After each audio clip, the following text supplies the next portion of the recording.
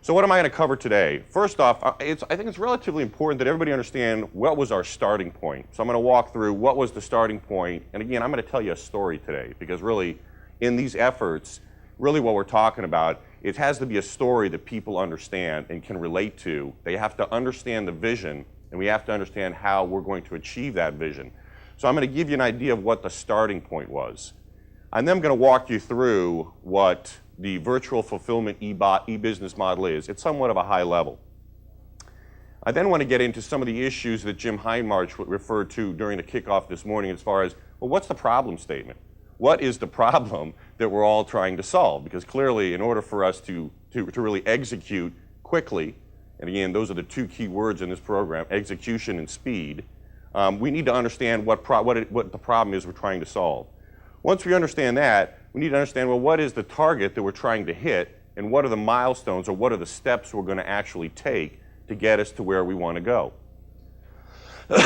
Most important, I also believe, is to understand the governance surrounding this program, because one of the critical success factors in this overall activity is governance. What's governance mean? What governance means is that, as Jim alluded to, you know what? We're going to hit issues. There's going to be some stuff, believe it or not, we don't all agree with.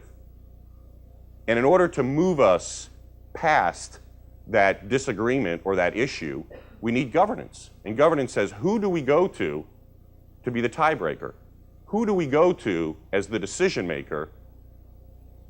And what are the rules of engagement around that governance? Meaning, how much time does that person have to get back to us with resolution to the issue? And what process will we use to get that issue resolved? So governance in these massive change efforts is really the name of the game. The next thing I want to do is, I've had a lot of people, particularly in a meeting last week in New Jersey, some folks were saying, you know, we're not really clear on when you say SPN Lite, what does that model look like? Okay? So what I want to present is, you know, basically, well, here's what it looks like. Here's how we do forecasting, here's how we enter orders, here's how we book orders, here's how we build stuff, here's how we ship stuff, here's how we invoice stuff, and here's how it works in AR. Quote the cash. Okay, so that people get a clear picture of where it is that we're trying to go.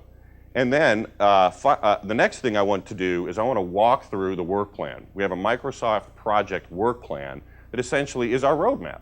It says, okay, by this date we're going to do this, and you know, this is the process we're going to simplify. This is the person who owns that process, and these are the problems they're going to go off and solve, okay? And then finally, communicate, communicate, communicate. The name of the game here is communication. And what I mean by that is, again, trust me, we will disagree, okay? But at least we need to disagree, and we need to understand one another's positions. So the last thing we want to happen is for folks to not feel they have an opportunity to tee up what their issues are. So we want to have we want to work in an environment of mutual trust and respect. Now, again, we're not going to agree on everything, and at the end of the day, I can assure you, it won't come down to a vote. But we will get to where we need to go. So, let me jump in. This was us in mid-1998, okay? And really, the story that I'm telling you here is we were a mess. We had too many contract manufacturers, we had too many distribution centers, we had too many distributors, we essentially had too much of everything. So Jim came out and he said, okay guys, here's the deal. We got too much of everything, we got too many nodes in our supply chain, too many nodes in our fulfillment. I want you guys to go off and I want you guys to simplify this. I want to have less of everything, I want it to be simple, I want it to be quick, and I want it to be accurate. So what do we do? First thing we wanted to do, well, we wanted to kind of figure out what are the other guys doing. So we benchmarked within our industry, and we said, okay, how do these guys, how is it that they're so successful at what they do? And we essentially boiled that down to 4 key strategies that these guys were using. They were using order fulfillment and aggressive and passionate usage of e-business, which we also have that equal passion. They had a supply chain architecture. So what do I mean by that? I mean that their supply chain didn't evolve. It didn't just kind of say, well, you know, let's put some here, let's put some there. It was a supply chain that was truly architected. So when we talk about architect, it is where, when, and how does stuff happen. The next one was NPI, new product introduction. They were very good at putting new products into the market that worked. And finally, they used an enterprise resource planning, or ERP, as a backbone. So that was within our industry. So I said, okay, well, let's look outside our industry. Let's take a look at Dell, okay? And if you look at Dell and you look at their key strategies, what has made them so successful, same 4 strategies. Whenever you look at who are the poster children of e-business, it basically is Dell and it's Cisco. And the reason that they have been kind of teed up in all business press is because they truly have achieved order fulfillment excellence by using e-business. Again, a supply chain that is clearly architected. NPI, with the PC business, probably less of an issue, but then clearly, again, an ERP backbone. So first thing we did is we said, let's look in our industry, let's look outside our industry, and understand from a benchmark standpoint who does what. Next thing we had to do is we said, okay, well, when we designed this model, when we designed the SPN Lite fulfillment model, it needs to accommodate a broad range of products, okay? It needs to be able to go from very high volume, low configurable products to low volume, highly configurable products. It also must accommodate all services as far as being able to order and fulfill on all of these products. Next, we also had to make sure that geographically it could handle everything worldwide, because we play in all markets and we play in all customer sets.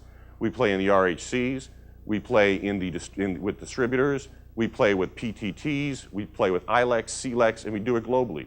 So we had to be able to accommodate all product types, and we had to be able to accommodate all customer and region types. So finally, after we did the benchmarking, after we looked at the products, after we looked at the customer and the regions, we said, this is our change management philosophy. And it boils down to 3 basic concepts. 1, we avoid the big bang. Big bang means the corporation has to wait a year, 15 months, 18 months to see results. Our change philosophy will center around Kaizen events. For those of you not familiar with the term Kaizen, it's just an adaptation of the Toyota production system methodology for change. As most of you probably know, the Toyota production system is really the world-class benchmark around a manufacturing system. So we're adopting their methodology, which says you identify the problem, you study the problem, you fix the problem, and you get out. Very short, brief bursts of change activity. Number 2, we got to use proven business strategies. So what do I mean by proven business strategies? Well, we could, as an organization, decide to become world-class manufacturers, right? We could say we're going to have the best plants in the world. We could use that as a strategy. And we could implement the Toyota production system or a JIT, a pull system, whatever it is. But strategically, and McGinn has teed this up as well, is we're going to heavily outsource our manufacturing activity. So we will use business strategies like outsourcing that are proven business strategies. And finally, in the spirit of this Kaizen activity, first thing we're going to do is we're going to become effective. So when we're effective, that means you do things right. Next, we're going to become efficient, which means, and reliable, which means we'll do things right with less all the time. So what were the 3 business strategies that we embarked on in 1998? Strategy number 1, re-architect supply chain. Strategy number 2, order fulfillment e-business. Strategy number 3, improve new product introduction. Glenn Tomeru was leading number 1, I was leading number 2, and number 3, unfortunately, we did not make that much progress in, but just from a plan of record, those were our 3 strategies.